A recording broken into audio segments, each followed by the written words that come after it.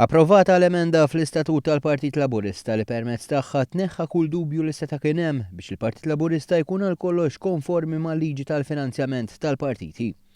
Liġi l-Partit Laburista dejjem irrispetta u pubblika l-kontijiet tiegħu.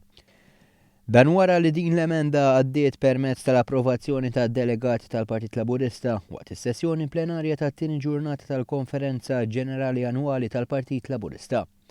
Il-President tal-Partit Laburista Daniel Mikallef spjega fid-dettall kif il-Partit Laburista kien l-ewwel wieħed li mar jirreġistra u wara l-Kummissjoni Elettorali wieġbet billi qalet li l-istatut kellu xi affarijiet mhux konformi mal-liġi, mod partikolari brabta ma' xiġrek il-partit ikun xolt u kif issir id-dispożizzjoni tal-assi tiegħu.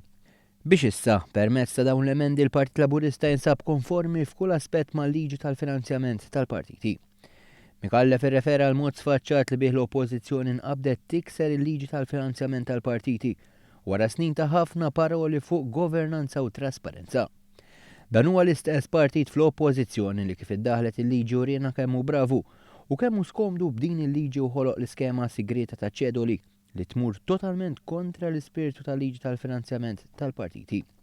Simon Busuttil Falz li fl-ewwel test propju tiegħu ġie mikxuf li jagħmel bil-kontra ta' dak li jgħid temm jgħid il-President tal-Partit Laburista.